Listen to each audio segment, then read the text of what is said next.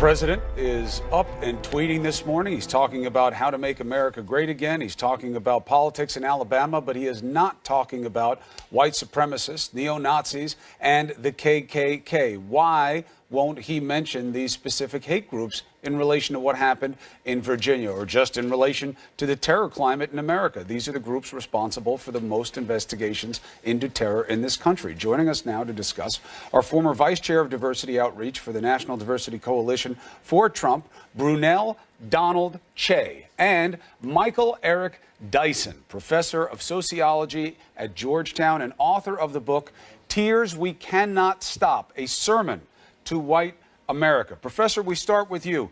What is your analysis of what the president did and did not say? Well, Chris, thanks for having me this morning. It's an unfortunate opportunity that the president missed. It's a tragic reflection of the fact that he has aided and abetted, whether consciously or not, the forces of white supremacy in this country. And be clear, we're not simply talking about the external violence and the terror that are manifest. White supremacy is the conscious or unconscious belief in the inherent inferiority of some and the inherent superiority of others. So white supremacy as a thought metastasizes across the body politic. The president had the opportunity to say clearly and directly, I am not part of this. I do not have truck with this. When David Duke, a white nationalist and separatist, reaches out to try to support me, I repudiate his support. And I suggest that in America, we are not towing the line of white supremacy, but we're opposed to it. He had the opportunity to use the bully pulpit of this country to say there is a violent history of terror exercised against many others, including especially African-American people. The resurgence of neo-Nazism under his own administration suggests that they find comfort and succor in a president who refuses to be explicit. That was a missed opportunity because it's an expression of a deeply entrenched ideology of hate and animus toward African-American and others that needs to be explicitly repudiated. Brunel, you spent a lot of your time fighting injustice, the idea that this is a problem on many sides, said the president, suggesting that those who are fighting against hateful people like the KKK are part of the problem. What's your take? Good morning. God bless you, and God bless America, Counselor. Thanks for having us here. What I'll say to you is this. I'll go with an example. You know, you come into your home as a father and you see 3 kids fighting. The first thing you're going to do is stop the fighting. The second thing you're going to do is condemn the fighting. And then the third thing you're going to do is find out, get to the bottom of what happened. That's the same thing here that the president did. He disavowed any bigotry, hate of all kinds, any kind of extremism, after the police, of course, broke all this up. And then the third thing he did was say, look, I'm going to send Jeff Sessions down here to investigate. He's done what a leader is supposed to do. We know that many of these extremists, whether on the left or whether they're on the right, they are media monsters. And what do you do to a monster? You starve it. You don't feed it. And so I think that the president has shown great leadership in showing that he's not going to let anybody on the left who's a radical extremist tell him what to do, nor is he going to let anybody on the right who's extremist determine how he's going to lead. Our president he basically got a situation where there's been so much division in the nation, and him blanketly disavowing all bigotry and hatred, I believe, is the best thing that he could have done for this nation. Professor? Well, let me say this. First of all, let's shift the analogy because your metaphor is insufficient. Let's talk about a burning house. You come to the house. One person is an arson trying to start the fire. Another is a fireman trying to put it out. What Trump did was essentially reinforce the status quo where the arson is really firebombing the house, and another group of people are trying to put that fire out. Number 2, Martin Luther King Jr. was called an extremist by a group of Alabama clergymen that led him to write his famous letter from a Birmingham jail. He said, at first I was disturbed to be categorized as an extremist. He said, it doesn't matter if you're characterized as an extremist, it's what you're an extremist for. He said, Abraham Lincoln was an extremist for justice. He said, Martin Luther was the same. John Bunyan in his jail was the same. Amos was an extremist for justice. So if you're an extremist for justice, that's fine. If you're an extremist against justice, if you're a white supremacist, there is no such thing as a false equivalency between Black Lives Matter Matter, which grew out of the movement to repudiate the acceptance of the fact that black lives did not matter and that black kids were being killed and people were being killed in the street, versus white supremacists whose idea is to subvert and undermine the very patriotism that this country supposedly rests on. So this notion that the president has to come and then adjudicate between competing claims, Black Lives Matter on the one hand, and on the other hand, white supremacists, is nonsense. The reality is either you are a part and parcel of an American society that reinforces the value of justice and democracy, or you're not. White supremacists are in league with those who would undermine the capacity of this country to fully grasp hold of that. So this false equivalency is part of the problem, and Donald Trump, unless he comes out to explicitly articulate his resistance, is reinforcing the value of white supremacy in our own time. Brunel. If I may respond, I'll tell you this. I know one group followed the law and got a permit to go down there and to protest. And that is the white nationalist group. You don't have to love or like anything they espouse. No, I don't. I'm sure you don't. But the thing about it is they did follow our law and got a permit. It was Antifa and these other extremist groups that came in protesting that did not have a permit. And another thing that was an issue here, there was not sufficient police presence there. You've got white nationalists there. You've got Antifa and other extremist groups. There should have been a proper police presence there. I live in Chicago. People protest all the time. Our mayor makes sure that there are police officers and different people there to protect. So this is the issue. White supremacists, black nationalists, everybody has a right to peacefully protest. And when you go and you follow the law and you get your permit, you should be under proper protection and you should be able to exercise that free speech. These people, they went there to go and protest the fact that Robert Lee's statue was being taken down. They had a right to be there. Right. Well, yes. It was peaceful until Antifa arrived. All right. Well, a couple of point clarifications. One. So those are the facts. Well, let me add to them. One is going there for the statue being brought down is one reason they were there, but clearly the agenda was far more than just that. And secondly, local police there found it to be an unlawful assembly.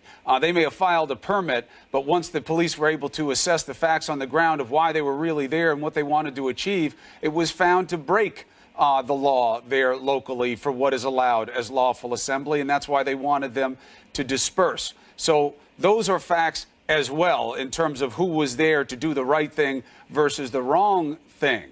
Professor, the point about proper policing, that's a legitimate issue. We're going to take it up with the mayor from Charlottesville, but that's not really the context of this discussion. Brunel, what doesn't make sense here is the Nazis, the KKK, the white supremacists, they are about hate. That's what they're about. Yes. Why assume that there is some type of equality between them and people who are fighting against them in this country? Everybody in this conversation right now is targeted by these groups. But people have the right to freedom of speech. They have the right to the freedom. Excuse me, sir. One at a time. One at a time. Brunel, quick response from you, and then final word to the professor. You spoke last, Brunel. All right, but hold on a second. Final quick word from Brunel, and then the professor. Brunel, go ahead. Yes, I was taught to respect my elders, sir. What I will say is that they have the right to the freedom of speech, the freedom of assembly. Again, you don't have to like what somebody's espousing in order for their rights to be protected. We know that human liberties begin to fail when freedom of speech and freedom of assembly is taken away. Fine. And so I'm not here. I don't want anything to do with any white nationalists, for God's sakes. But what I'm telling you is, as a lawyer, we know in court all the time, you may end up representing someone you may not agree with, but that doesn't mean they don't have the right to assemble. No, that's true. But nobody's arguing. Nobody's arguing what their right is. Just because they have a right doesn't make it right. And this is about moral leadership from the president. But Professor, final word to you. Right. Yeah. This false equivalency that's been introduced this morning is part and parcel of the problem. Our other guests' viewpoint reinforces the status quo, which reinforces white supremacy. And your point is that, look, there is no false equivalency between those who are opposed to hate and those who will foment it. Those who are articulated conception of American democracy that is full and vibrant versus those who are narrow and pinched in their conception of what it is. That's why even a black person can reinforce white supremacist ideology while people who are white can undermine it. And what we have to understand, it's not about white versus black. It's about right versus wrong. And white supremacist ideology undercuts the value of American democracy for all of us. And unless the president stands up to suggest that, this notion that Black Lives Matter on the one hand and white supremacist groups on the other are equal is part and parcel of what we have to fight in this country. And until he says that, we will continue to have this problem in America of domestic terrorism. All right. An ugly situation, to be sure. On both sides is wrong. An ugly situation. Extremism, it doesn't matter to Martin Luther King Jr. said extremists for good, all right. extremists for evil. Extremists for good, extremists for evil. Brunel, not Professor, evil on either side. This is an ugly situation. It demands conversation, and I am happy that we were able to have some of it here this morning. Thank you to you both. All right? There is a lot of New Day with Chris Cuomo and Allison Camerata. All right, welcome to our viewers in the United States and around the world. This is New Day. It's Monday, August 14th, 6 o'clock here in New York. Allison is off. Poppy Harlow joining me. Thank you for doing so. Here. Be together all week. Here's our starting line. Democrats and Republicans united in blasting the president's response to the violence sparked by white supremacists in Virginia. The president did condemn violence, but said on many sides, twice, he said something that shocks the conscience of members of both political parties and people across this country. The vice president, Mike Pence, defending the president, blasting the media for scrutinizing his deafening silence. But then the vice president did exactly what the president did not do. He condemned white supremacists, neo-Nazis, and the KKK by name. And naming them is critical. Meantime, the suspected attacker will be arraigned in just a few hours. He's accused of driving his car straight into that crowd, killing 32-year-old Heather Heyer for standing up to hate and voicing that. A high school teacher says the suspect was a Nazi sympathizer who long idolized Adolf Hitler. All of this as America's top general is in South Korea pushing for a diplomatic solution. Yet he says military options are indeed prepared in case sanctions on North Korea fail to defuse the nuclear threat. We have this all covered for you on a busy Monday morning. Let's begin with CNN's Jeff Zeleny. He is live in Bridgewater, New Jersey, where the president is on this working vacation.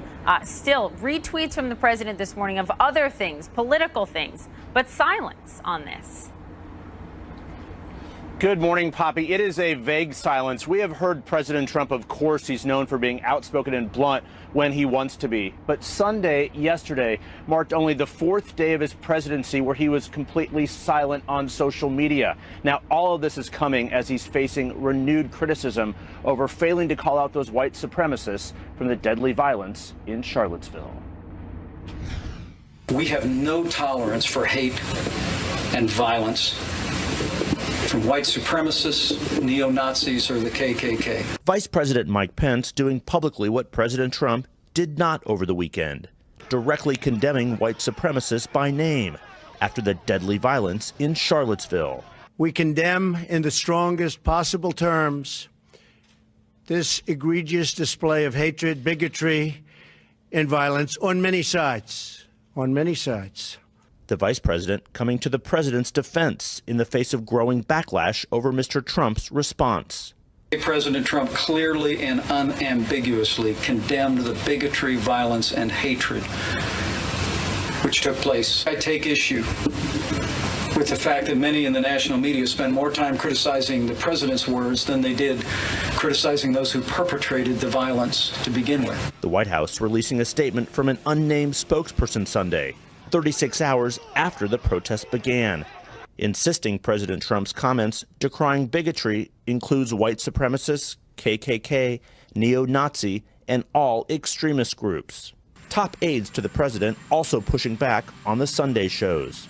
The president's been very clear. We cannot tolerate this kind of bigotry, this kind of hatred. The president not only condemned the violence and stood up at a time and a moment when calm was necessary, and didn't dignify the names of these groups and people, but rather addressed the fundamental issue. President Trump ignored multiple questions from reporters after his statement on Saturday. Mr. President, do you want the support of these white nationalist groups who say they support you, Mr. President? Mr. President, have you denounced them strongly enough? A car-plotted group of people, would you call that terrorism, sir? We just aren't seeing leadership from the White House. The president's refusal to denounce the groups by name drawing fierce backlash from his own party. And I would urge the president to dissuade them of the fact that he's sympathetic to their cause, because their cause is hate. It is un-American. They are domestic terrorists, and we need more from our president. Call this white supremacism, this white nationalism evil, and let the country hear it, let the world hear it. It's something that needs to come from the Oval Office, and this White House needs to do it today. Now, the president is interrupting his working vacation here in New Jersey to fly back to Washington later this morning to sign an unrelated piece of legislation on China trade policy. But, Poppy, still so many questions here about the president's comments on this. White House aides tell me this morning they believe he will take questions on Bannon a little later and hope the president does take those important questions today in that press conference he promised that he would have. The man accused of driving a car into a crowd of counter-protesters, killing 32-year-old Heather Heyer, injuring 19 others. He will be arraigned in just hours. A former teacher of the attacker claims that he proudly proclaimed himself a Nazi sympathizer. Let's go to Kaylee Hartung. She is live in Charlottesville. What else are we learning ahead of this arraignment? Well, Poppy, James Alex Fields Jr. will be arraigned at 10 a.m. this morning. He's currently being held in the Albemarle Charlottesville Regional Jail, and he will remain there and appear in the courtroom today via a video teleconference. He'll be facing one charge of second-degree murder. Among others, the DOJ and the FBI also conducting a civil rights investigation into the assault. Now, investigators will be looking into this man's past to help determine his motive, and we're learning more about the 20-year-old man from Ohio. While his mother said just moments after learning of the charges against her son that she'd never really discussed his political beliefs with him, one of his high school teachers is providing some insight. You saw that in protest that went on. He had some very radical views on race. He was very infatuated with the Nazis, with Adolf Hitler. He also had a huge military history, especially with like German military history in World War II. But he was pretty infatuated with that stuff. The U.S. Army confirms to our Pentagon reporter Barbara Starr that Fields reported for basic training in August of 2015. He didn't meet the basic training standards and he left the service in December of that same year. We're also learning more about the victim, 32-year-old Heather Heyer from the Charlottesville area. There was a vigil scheduled last night in her honor, but because of perceived threats, the organizers canceled the event. Mourners continue to lay flowers at the crash site as a makeshift memorial has been set up there. Now, Heyer's mother says that she had always been someone wanting to help others. It was important to her to speak up for people that she felt were not being heard, to speak up when injustices were happening. And she saw in the lives of many of her African American friends, particularly, and her gay friends, that equal rights were not being given.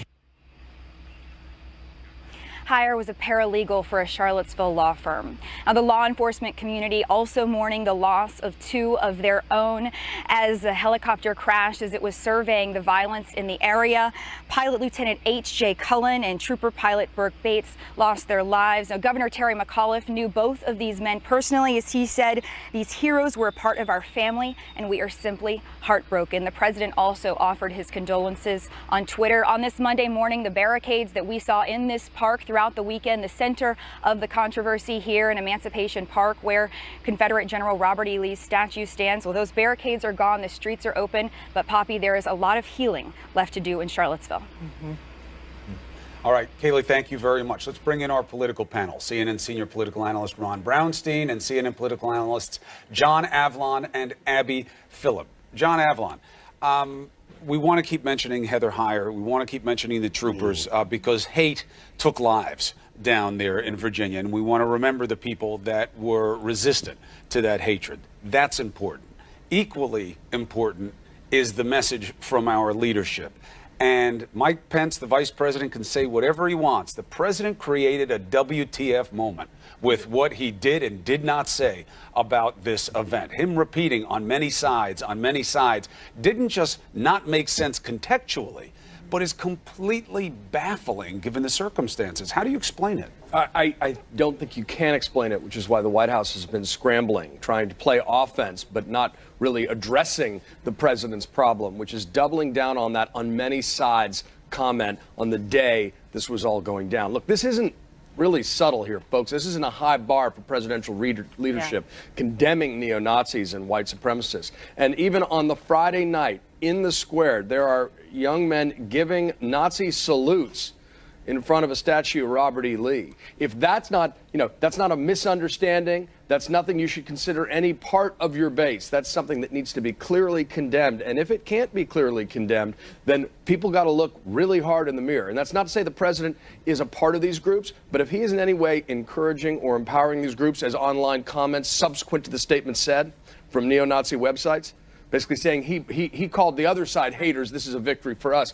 That's a problem. If it can't be seen, it needs to be confronted. We need to have this conversation as a country now. If you stand by silently, then what? This country has learned that lesson too many times. Ron Brownstein, something from John Meacham that stood out to me on Twitter last night and got a lot of people talking. History will judge the president's wordplay over resurgent white nationalism harshly, and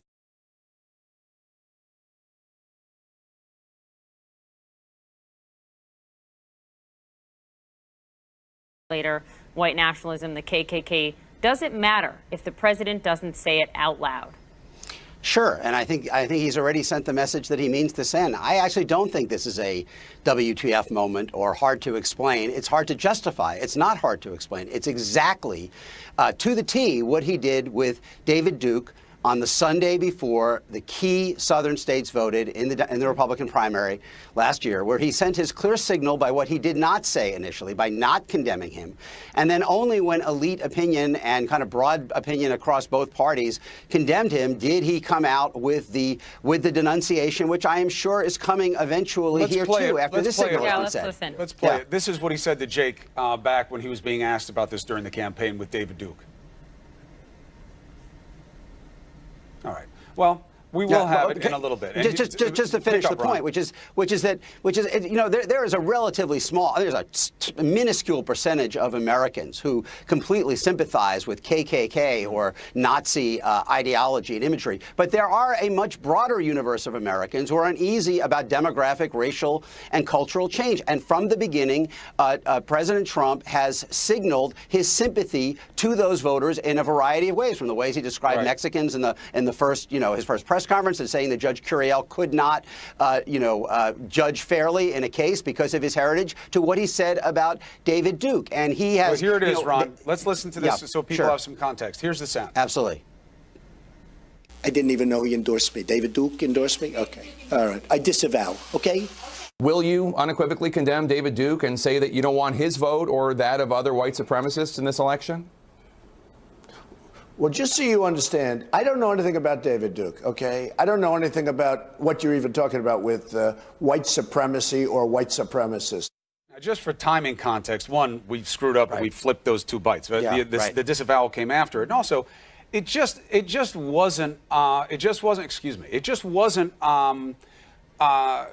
it was about what he was saying. He had complete evidence of who David Duke was. And he had also denied him earlier. He once was going to run for president with part of this party called the Reform Party, and Duke was connected to it. And he said at that time, I don't want anything to do with this guy. I don't want to be connected to him. Somehow it changed. Just to finish the point, Chris, it was the Sunday before the largest number of southern states voted in the Republican primary. So, I mean, that was very calculated. And then eventually, he kind of provides the denunciation that the bipartisan critics demand, but after he has sent his signal. And again, he has done very well from the beginning with the elements of American society that are most uneasy about racial changes. This big debate was his vote driven by economic economic anxiety or cultural and demographic anxiety. In fact, the two are braided together. And many of the same voters are most uneasy, feel the most eclipsed by what's happening in the economy and what's happening demographically. And the president has been unwilling to kind of draw a clear, bright line isolating these groups, not, I think, because so many Americans are sympathetic to them, but because it's part of a continuum of views that he has played on and has spoken to, I think, as clearly as he possibly could. Abby, New York Times editorial board this morning writes, Mr. Trump is alone in modern presidential history in his willingness to summon the demons of bigotry and intolerance in service to himself. He began his political career on a lie about President Barack Obama's citizenship and has failed to firmly condemn the words and deeds of white supremacists, neo-Nazis, Ku Klux Klan leaders, and other bigots who rallied behind him. Your thoughts this morning? Yeah, I mean, I think that we have to go all the way back to the time when the president was thinking of running for president, and he decided that what he was going to do was talk about President Obama's birth certificate and the fact that he wasn't he was born in Hawaii, and insinuate that he was in fact born in Kenya. That was the foundation of a racist lie that really spoke to something that a lot of Republicans had for a long time wanted to shove into a corner. Donald Trump at that time spoke directly to it. This is a very analogous situation. I think that politicians have always known that these people are out there, the David Dukes, the white supremacists. They've been out there for a long time. I think Republican politicians have shoved them in a corner, but Donald Trump is not doing that. That is not an accident. And it's also incredibly telling that, you know, this is a presidency that has first text of other presidents. And the fact that white supremacists, the KKK, can march in Charlottesville with torches and then later kill someone, allegedly, with a vehicle in what appears to be an intentional attack. And the president doesn't speak at all to the long history of these groups terrorizing African Americans in this country is a second part of this broader failure of this president to address the moment.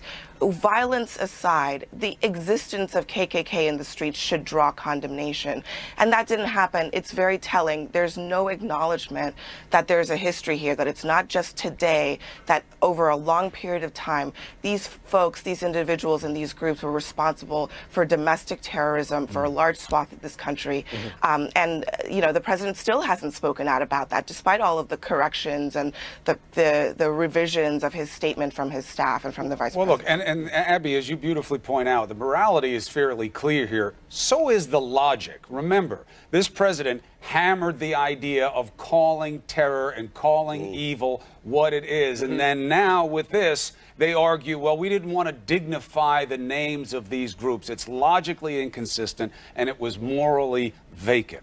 And why that was, we don't know, but the White House should say more about it. And I think that parallel is exactly right. By focusing on, we need to name the problem of radical Islamist terrorism, but silent on this. And Abby has eloquently pointed out that this is also the flip side of a defiantly ahistorical approach to the presidency. You cannot lead the nation if you don't want to deal with its history or perhaps don't understand it. And, you know, we've also played footsie for a long time with this idea that part of his base is ethno-nationalist. That's a very polite term for what is, in fact, white nationalist. And white nationalist is white supremacist. All right, so in the next hour, we're going to talk to the mayor of Charlottesville, find out what's going on down there. As Kaylee Harding told us, the streets are back open, but what's the mood? And what should be the legacy of this situation? Then in the 8 o'clock hour, we're going to talk with a woman who was at the scene of that terrible car ramming, and she knew the victim, Heather Heyer. We'll get some perspective on what brought this young woman there and what she was about. So important to remember her name and what she was fighting for that day. So is the growing criticism against President Trump's response to everything that unfolded in Charlottesville a sign that one of his closest advisors could soon be on the outs? The latest controversy, what it all means for Steve Bannon next. Romans, it's Monday, August 14th. It is 5 a.m. exactly in the East. We'll be live from South Korea and Syria later in the hour. But first, President Trump under fire for failing to explicitly denounce the role of white nationalists and neo-Nazis in clashes with counter-protesters that turned deadly in Charlottesville, Virginia. It was left to Vice President Mike Pence, who's traveling in Latin America, to say what the president did not.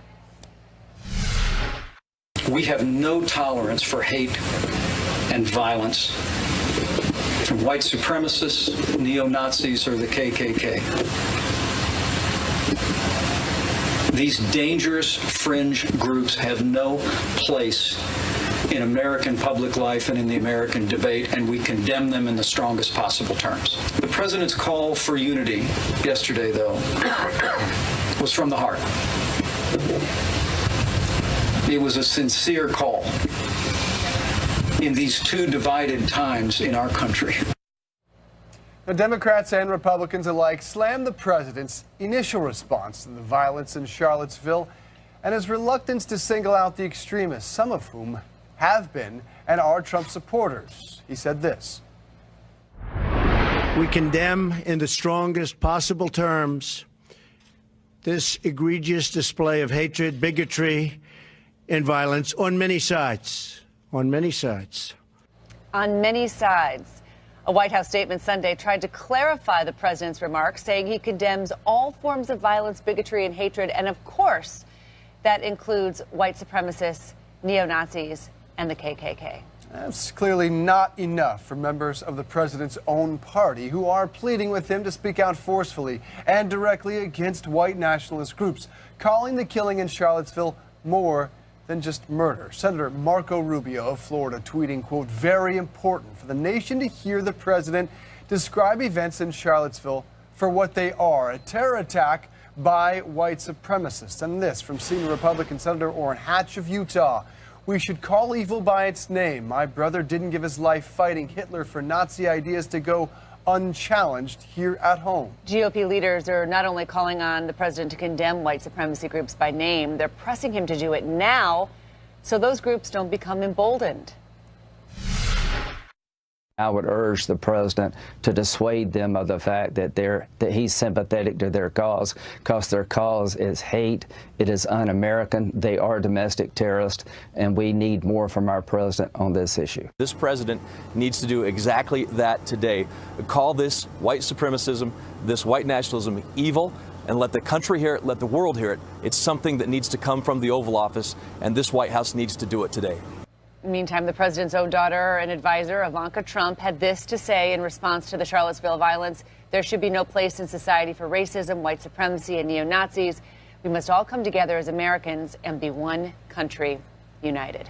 Let's talk more now with CNN politics reporter Eugene Scott. Nice to see you this morning. Good morning. Good morning. That clarified statement from the White House, from a spokesman to the pool, basically saying, you know, he called for unity, he called for bringing all Americans together. An unnamed spokesman. Trying to, it appears, trying to strengthen the statement from the White House. Yeah. It just reminds you the omission there, what the president didn't say in his initial response. Absolutely. And if the president really believes this, why would that person not want to go on the record? Why would the president himself not want to speak as clearly as we saw Lindsey Graham just say? That's what many of the critics on the Republican Party and in the Democratic Party would like to hear President Trump say. They would like to hear him say that these members of the KKK, of these Nazi organizations, are un-American, are domestic terrorists, and are problematic. That's something he hasn't clearly said yet.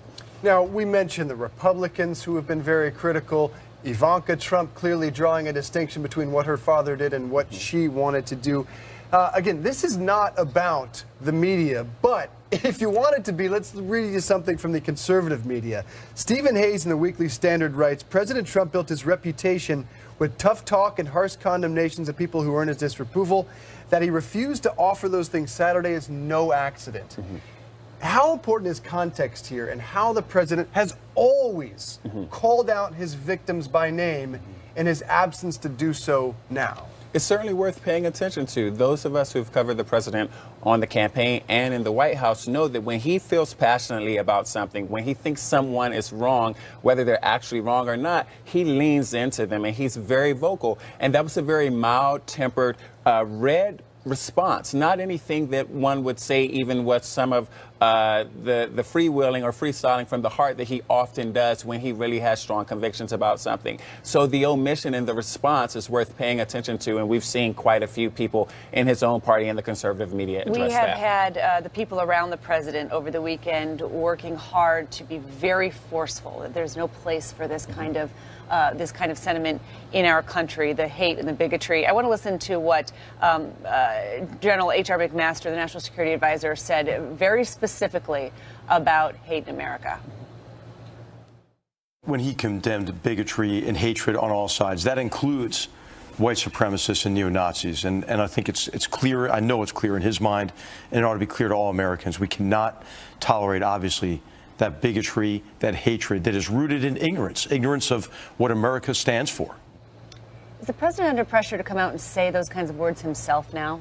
People around him are starting to say it, and every time they do, it reminds us the president did not. He said he denounced from many sides, not neo-Nazis, not what was happening right there, but many sides. And in some fear, it almost sounded like he was putting the paralegals who are standing there, you know, many sides. They're the other side. The reason why there is going to be more pressure is because, with all due respect to McMaster, it's not clear to many Americans. And I think it's interesting and worth paying attention to. One of the groups where it's not clear to where the president stands is white supremacists themselves. We saw throughout the weekend on some of their message boards and some of their own media and some of their own tweets, they think that the president is on their side. They think he is one of them and that he endorsed their behavior. So you can't say that it's clear to Americans and to Republicans and Democrats where the president stands when you have Nazis themselves saying that he stands with them. And you can see that the neo-Nazi site, the Daily Stormer. You know, I hate to even put it up on the screen because it's just garbage and horrible, but Trump comments were good. He didn't attack us. He just said the nation should come together, nothing specific against us. He said that we need to study why people are so angry and implied that there was hate on both sides, no condemnation at all. And then, of course, the people who study, you know, this neo-Nazi stuff, they say, you know, the president, what he didn't say, actually sent a dog whistle to white supremacists, that this would be tolerated. Yeah, this wasn't the first time it happened. If you can remember, actually about a year ago, when the president started his black voter outreach, most people who were listening were saying that many of his words were actually more attractive to people who have stereotypes and misperceptions about the black experience in America than it was to actually making an argument that would be attractive to black Americans. There's been dog whistling, some would say, for a whole year now, and for many people, this is the last straw. Many trace this back to Steve Bannon inside this Trump administration. How long can he stick around? We'll ask you that in about 30 minutes, because some interesting comments from Anthony Scaramucci yesterday that made you think he might not be long. Oh, yeah, we'll look at that in about a half an hour. All right, thanks, Eugene. The Department of Justice and the FBI launching a civil rights investigation into the deadly events at that white nationalist rally in Charlottesville. 20-year-old James Alex Fields is accused of driving his car into a crowd of counter-protesters, killing one person. He is now in custody, facing multiple charges, including second-degree murder. He's expected to make his first court appearance today. CNN's Brian Todd has more on the suspect and the investigation. Christine and Dave, we've got some important new information about the suspect accused in the car strike which killed that young woman on Saturday here in Charlottesville. According to our Justice producer, Mary Kay Maloney, she got this information from a Justice Department official familiar with the investigation. Federal investigators have enough evidence to be suspicious that the suspect, James Fields Jr., intended to send a message, not just harm the immediate victims. And they're looking into that. They are also looking into whether he had any accomplices, anybody who might have helped him in the attack.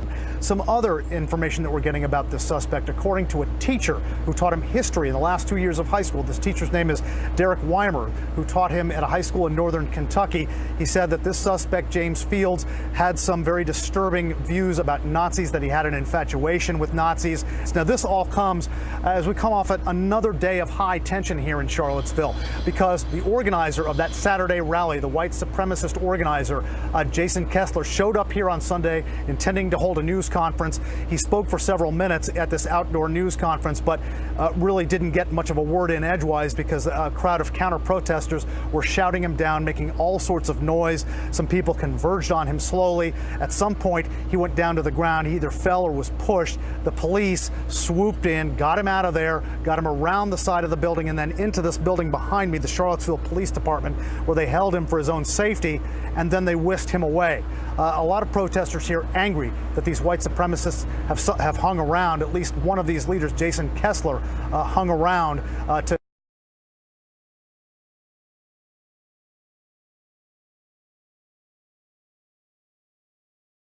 here in Charlottesville. Christine and Dave. Brian Todd for us in Charlottesville. We're learning more about the 3 people who died in the Charlottesville violence. Heather Heyer was killed when that car plowed into a group of people protesting the white nationalist rally on Saturday. She was a paralegal who assisted clients through bankruptcy. Heather's mother says had passionate beliefs and was a champion for others. It was important to her to speak up for people that she felt were not being heard, to speak up when injustices were happening. And she saw in the lives of many of her African American friends particularly, and her gay friends, that equal rights were not being given.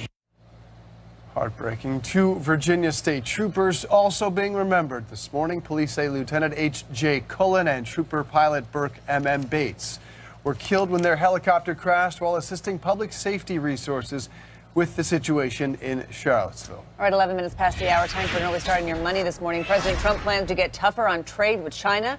Today, the president expected to direct the U.S. trade representative to look into alleged Chinese violations of trade with the U.S., things like patent thefts, intellectual property transfers. While this won't be an official investigation, it could lay the groundwork for one. If any wrongdoing is found, President Trump could impose tariffs against Chinese imports. But an editorial published today in a Chinese state-run newspaper says the investigation will poison the overall U.S.-China relationship. Although trade tensions between Washington and Beijing are ramping up, corporate America seems happy with China at the moment. U.S. companies have reported stronger second-quarter earnings and revenue from their Chinese operations in recent weeks. 82% of U.S. companies in China expect revenue to increase this year, up from 76% a year ago. That's according to the American Chamber of Commerce in Shanghai. They're benefiting from a Chinese economy growing at almost 7%, a Chinese housing boom, and a slide in the dollar, which makes American exports more competitive. It's interesting that article in the Chinese state-run paper as well, because, you know, the United States government is trying to work with China on North Korea. Yes. So you've got a lot of different levels here where they're trying to work together. Yeah, and on that, James Madison, Rex Tillerson writing in the Wall Street Journal that China specifically needs to do more to contain North Korea's nuclear threat. So that situation continues to evolve. Meanwhile, America's highest-ranking military officer, the chairman of the Joint Chiefs of Staff meeting. Much for that. Yeah, you wonder, are they speaking with one?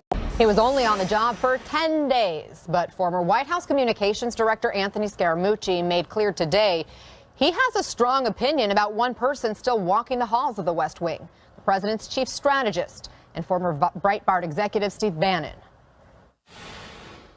Well, I think the president knows what he's going to do with Steve Bannon. Which is what? Well, let's leave it up to the president. It's his decision. But I mean, at the end of the day, I think the president has a very good idea of who the leakers are inside the White House. The president has a very good idea of the people that are undermining his agenda that are serving their own interests. They include Steve Bannon? Oh, yeah. Like, you know, look, I mean, you know, we're not on a phone call and a tape phone call, and so we're on live television. And so I would prefer to let the president make the decisions that the president needs to make.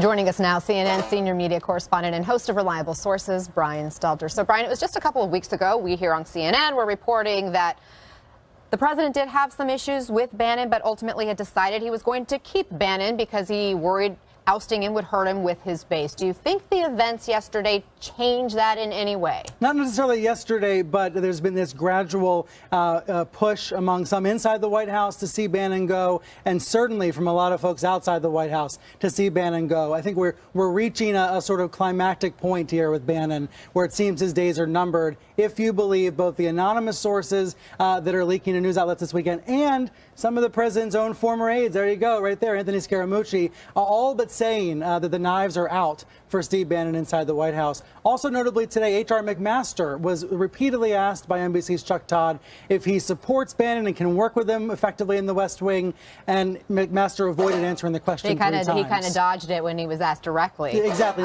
The context for that is that some folks think Bannon's been behind a campaign against McMaster. So the infighting continues. Exactly. Last month it was Reince Priebus and others leaving the White House. Now it seems like Bannon could be the next to go, but the big caveat you got to add in all these conversations is that there's always a or maybe not. With President Trump, there's always a maybe not when it comes to these personnel issues, because he frequently changes his mind or floats trial balloons to see how people react and then doesn't actually act. Now, Bannon's name has come up on the heels of this event that just happened in Charlottesville, this deadly tragic accident or terror event, some are calling it. Today, Democratic Congressman Maxine Waters tweeted this: Trump has made it clear with Bannon and Gorka in the White House and the Klan in the streets, it is now the white supremacist house. Hashtag Charlottesville. She is not the first person to accuse Bannon of being a white supremacist. Give us a fact check here. Yeah, you know, I think there are some extreme comments being made about Bannon that are not supported by any quotes he's ever said, not supported by any direct things he's ever said. The reason why folks try to tar Bannon as a white nationalist, or in the most extreme version, a white supremacist, is because when he was running Breitbart, basically this time last year, he left Breitbart and went over to the campaign. When he was running Breitbart, he described the site as the platform for the alt-right. And certainly there were some articles published on Breitbart at that time that you could point out and raise questions about. For example, there was a tag called Black Crime, articles emphasizing not crime, but black crime. Those sorts of issues at Breitbart are what I clearly railed against President Obama for playing a lot of golf, but work can be done when you are on vacation. We know that. We saw President